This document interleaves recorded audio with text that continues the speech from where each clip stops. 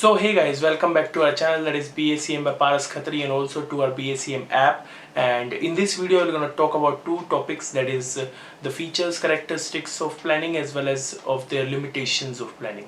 मतलब कि हिंदी में बात करें तो नियोजन की विशेषताएं और नियोजन की सीमाओं के बारे में हम बात करने वाले हैं। तो सबसे पहले बात करते हैं कि अगर आपको कोई डाउट हो कि प्लानिंग क्या होता है यानी कि नियोजन क्या होता है, तो लास्ट वीडियो में जाकर के देखिए, वहाँ पर मैंने समझाया है कि एग्जैक्टली प्लानिंग या नियोजन का मतलब क्या होता है। तो अब बात करते हैं इसकी कैरेक्टरिस्टिक्स की, यानी कि इसकी फीचर्स की, यानी कि विशेषताओं की। तो सबसे पहला जो है वो ये है कि planning focuses on achieving goals, यानी कि लक्ष्य की प्राप्ति के लिए जो है वो नियोजन किया जाता है। इसका मतलब क्या है कि प्लानिंग जो है वो इसी पर्पस से की जाती है कि गोल को अचीव करना है। मतलब कि देखिए, आपने पहले सोच लिया कि मुझे जो है वो लाइक एक कंपनी खोल के उसमें 5000 जो है वो मोबाइल्स बेचने हैं, तो ये आपका जो है वो गोल हो गया। अब इसको गोल को अचीव करने के लिए आप क्या कर रहे हो, प्लानिंग कर रहे हो कि मेरे को जो है वो इस तरीके से जो है वो सारा रॉ मटेरियल इकट्ठा करना है, इस तरीके से मुझे लोगों को रखना है, फिर इस तरीके से मैं उन लोगों से इस रॉ मटेरियल को असेंबल करा के मोबाइल बनाऊंगा। ये सब क्या है, ये सब आपकी प्लानिंग है। तो ये प्लानिंग की किस लिए जा रही है, ताकि आप अल्टीमेटली अपने उस गोल तक पहुंच जाए, अपने उस लक्ष्य को प्राप्त कर सकें। ये इसका मतलब है। Next is planning is all pervasive, यानी कि जो प्लानिंग है वो सर्वव्यापी है। ठीक है, यानी कि जो प्लानिंग है वो जो है वो ऑल लेवल ऑफ मैनेजमेंट पे जो है वो इक्वली की जाती है। मतलब कि ऐसा नहीं है कि किसी एक लेवल के लिए प्लानिंग है और दूसरे के लिए प्लानिंग का कोई मतलब नहीं है, तो ऐसा बिल्कुल नहीं होता। प्लानिंग जो है वो सभी के लिए हर लेवल के अंदर जो है वो प्लानिंग इक्वल अमाउंट में जो है वो की जाती है। यही इसका जो है वो मेन काम है। सो अब बात करते हैं, नेक्स्ट इज कॉन्टिन्यूस प्रोसेस, यानी कि जो प्लानिंग यानी कि जो नियोजन है वो एक कॉन्टिन्यूस यानी कि निरंतर चलते रहना वाला प्रोसेस है। मतलब ऐसे नहीं है कि आपने एक साल प्लानिंग कर ली और अगले साल आपको उस प्लानिंग की कोई जरूरत नहीं पड़ेगी, ऐसा बिल्कुल नहीं होता। प्लानिंग जो है वो एक लॉन्ग टर्म चलने वाला प्रोसेस है। मतलब कि जब तक एक कंपनी चलती रहेगी तब तक आपको प्लानिंग करनी पड़ेगी। एंड जरूरी नहीं है कि आपको प्लानिंग जो है वो फाइनेंशियल ईयर स्टार्टिंग में करनी होती है। कई बार जो है वो प्लानिंग आपको बीच बीच में करती रहनी होती है, क्योंकि कई प्लानिंग्स जो है वो शॉर्ट टर्म होती है, कई लॉन्ग टर्म होती है। यानी कि कुछ प्लानिंग जो है, कुछ नियोजन जो है वो दीर्घ काल के लिए होते हैं, कुछ लघु काल के लिए होते हैं, कुछ छोटे टाइम के लिए, कुछ लंबे टाइम के लिए होते हैं। तो जो लंबे टाइम के लिए वो तो आप चलिए एक बार कर देंगे, बट वो भी फिर अगले साल तो आपको करनी पड़ेगी। तो दिस शोज की जो है वो जो प्लानिंग है वो कॉन्टिन्यूस प्रोसेस है, यानी कि अवृत है। Next is futuristic and involves decision making, यानी कि भविष्यवादी है। जो प्लानिंग है वो कर किसके लिए रहे हैं, हम फ्यूचर के लिए कर रहे हैं।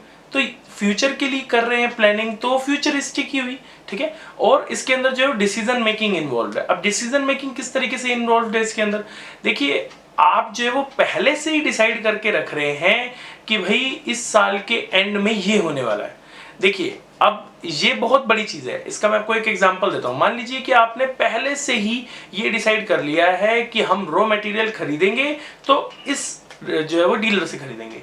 अब मान लीजिए कि अभी जब आपने उसको सिलेक्ट करा है तब तो चीजें बिल्कुल ठीक है, लेकिन साल के मिड में आते आते उस रिटेलर ने अपनी क्वालिटी खराब कर दी। लेकिन आप पहले से डिसीजन ले चुके हैं कि आप जो है वो उसी रिटेलर से या फिर उसी डीलर से सामान लेने वाले हैं। तो दिस शोज कि how planning involve some important decision making. तो जो प्लानिंग के अंदर जो है वो डिसीजन मेकिंग भी इन्वॉल्व है, और ये फ्यूचरिस्टिक है, यानी कि फ्यूचर के लिए की जाती है।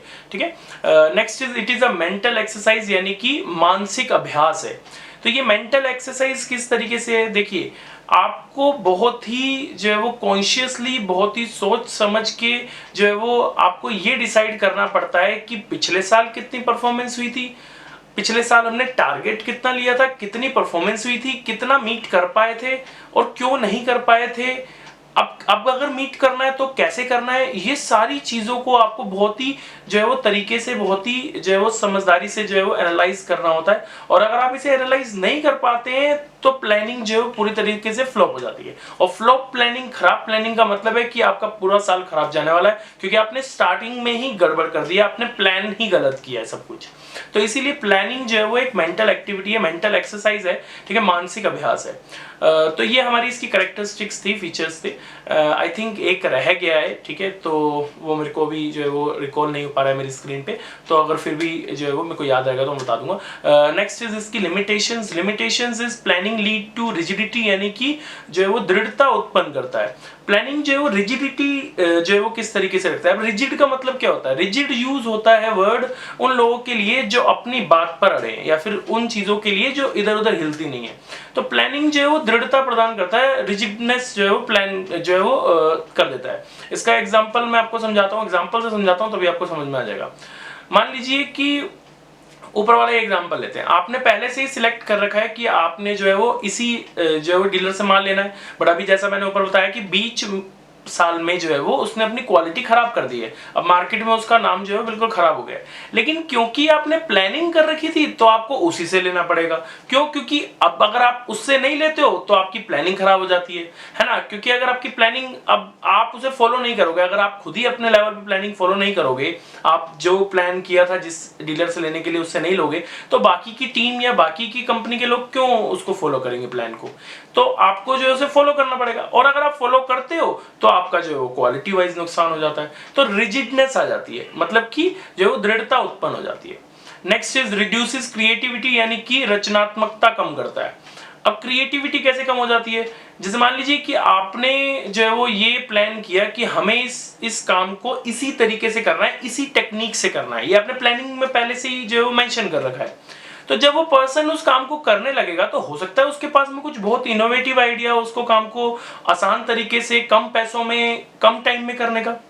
लेकिन क्योंकि आपने पहले से उसको प्लान कर रखा था, रिजिड कर रखा था, तो उसकी क्रिएटिविटी कम हो गई, रचनात्मकता पे असर पड़ा। Next is involves huge cost, यानी कि भारी लागत जो है वो उठानी पड़ती है। भारी लागत से मतलब क्या है? भारी लागत किस तरीके से उठानी पड़ती है? देखिए, अगर जो है वो अब प्लानिंग करोगे, ठीक है, तो प्लानिंग करने के लिए ऐसा नहीं है कि आप कंपनी के मालिक हैं और आपने सब कुछ, आपने बैठ करके कागज पेपर लेकर के सब कुछ प्लान कर दिया, ऐसा नहीं होता है। उसके अंदर आपको बहुत सारे फाइनेंशियल एडवाइजर्स की हेल्प लेनी पड़ती है, कंट्रोलिंग टीम बनानी पड़ती है, उनकी हेल्प लेनी पड़ती है। सब कुछ जो है वो आपको प्रोसेस तरीके से करना पड़ता है, जो कि बहुत महंगा पड़ता है। मतलब ये आसान काम नहीं है, तो बहुत महंगा पड़ता है, बहुत कॉस्टली पड़ता है कंपनी के लिए प्लानिंग करना। Next is it is time consuming process, यानी कि समय नष्ट करता है। अब टाइम कंज्यूमिंग किस तरीके से है? देखिए, पहले मैं आपको इसको कंसेप्ट वाइज समझाता हूं कि प्लानिंग होती कैसे है। आप पहले प्लानिंग करने से पहले क्या देखते हो कि लास्ट ईयर आपका टारगेट कितना था, ठीक है। मान लीजिए आपका ये टारगेट था, आपकी अचीवमेंट कितनी थी? ये थी, ठीक है, आपने टारगेट से कम अचीव किया। तो सबसे पहले आप ये देखोगे कि यार क्या पिछले साल वाला टारगेट जेन्युइन नहीं था, मतलब कि क्या वो अचीवेबल ही नहीं था, और अगर था तो हमारी टीम क्यों नहीं पहुंची, हमारे एफर्ट्स में कहां कमी रही, क्या गड़बड़ रही। अब अगर मुझे इसी टारगेट को रखना चाहिए या इससे भी बढ़ा देना चाहिए, क्यों? क्योंकि ग्रोथ तो चाहिए ना। और क्यों? क्योंकि एक और रीजन ये भी है, क्योंकि इन्फ्लेशन बढ़ रहा है, महंगाई बढ़ रही है, तो मुझे अपने टारगेट को यहां से यहां करना पड़ेगा। अब प्रॉब्लम ये है कि अगर मैं अपने टारगेट को यहां से यहां कर लूंगा तो मेरा परफॉर्मेंस लेवल एकदम से यहां पे कैसे पहुंचेगा, है ना। तो ये सब सवालों के जवाब जो है वो आपको सोचने पड़ते हैं, ये सब चीजें आपको जो है वो माइंड में रखनी पड़ती हैं, ठीक है। और फिर ये सब करने के बाद में जो है वो आप प्लान करने बैठते हो हर चीज का सेपरेटली। मतलब कि अगर आपकी कंपनी में 500 प्रोडक्ट्स है तो 500 प्रोडक्ट्स का सेपरेटली प्लान करोगे, आप उन सब के प्रोसेसेस प्लान करोगे, उन सब के रॉ मटेरियल प्लान करोगे, उन सब की जो है वो मैन पावर प्लान करोगे, कौन डायरेक्ट करेगा, कौन मैनेज करेगा, हर चीज प्लान करनी पड़ती है। तो ये बहुत लेंदी, बहुत कॉस्टली प्रोसेस है। Next is planning does not work without a dynamic environment, ठीक है। तो प्लानिंग जो है वो डायनेमिक एनवायरनमेंट, यानी कि बदलते हुए जो वातावरण है उसके साथ जो है वो काम नहीं कर सकती। जैसे मान लीजिए कि आप टेक्नोलॉजी की कंपनी है, ठीक है, आप एक टेक्नोलॉजी की कंपनी है और आपने ये प्लान किया है कि मैं ये मोबाइल बनाऊंगा, इस मोबाइल के 5000 पीस अगले 1 साल तक बेचूंगा। आपने मोबाइल बनाए, बेचने शुरू करे, 3 महीने में पता चला कि एंड्रॉइड का वर्जन ही चेंज हो गया, या पूरी मार्केट में जो है वो कुछ नया इनोवेशन आ गया, कोई नई टेक्निक आ गई है, कोई नया जो है वो प्रोडक्ट लॉन्च हो गया जो कि आपके प्रोडक्ट से बहुत एडवांस्ड है, डायनेमिक है, ठीक है। मतलब कि ये मार्केट कैसी हुई? ये डायनेमिक मार्केट हुई जो कि तेजी से बदलती है, बहुत तेजी से चेंज हो जाती है। तो ऐसी मार्केट्स के अंदर या फिर ऐसे बिजनेसेस के अंदर प्लानिंग बहुत ही रेयरली चांस है कि काम करे। And last point is it does not guarantee success, very important. Planning कर लेने से सक्सेस नहीं मिलती है। इसका बेस्ट एग्जांपल ये कि आप आज टाइम टेबल बना लीजिए कि जी मैं पूरे साल में आज के दिन इतना पढ़ूंगा, कल इतना पढ़ूंगा, इतना पढ़ूंगा, इतना पढ़ूंगा, पूरे साल का प्लान कर लीजिए और आप पढ़ने बैठे नहीं, तो जो है वो सक्सेस कैसे मिलेगी? या फिर इसका एक और एग्जांपल ये हो सकता है, आपने प्लान कर लिया, पढ़ने भी बैठे, लेकिन हो सकता है कि आपने उस लेवल की, उस एफिशिएंसी से पढ़ाई ही नहीं करी जिस लेवल की रिक्वायरमेंट थी, तो आपने उस चीज को सक्सेस नहीं मिली।